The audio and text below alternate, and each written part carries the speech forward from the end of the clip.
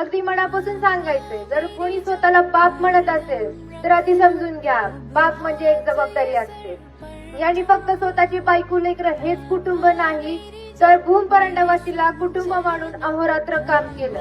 आज त्यांनी त्यांच्यावर प्रेम करणाऱ्या लोकांसाठी भूमिका घेतली आहे, तर माझ्या बापाला ठरवून टार्गेट केलं जात आहे. त्यांनी पण लक्षात ठेवा, अरे माझ्या बापाचं नाव पण धनंजय सावंत आहे.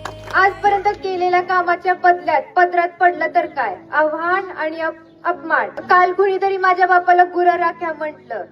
कुणी कितीही पातळी सोडून बोलत असेल तर आपण ही संयम ठेवूया आणि या अपमानाचा परतफेड आपल्याला या मतदानातून सांगून द्यायचा आहे.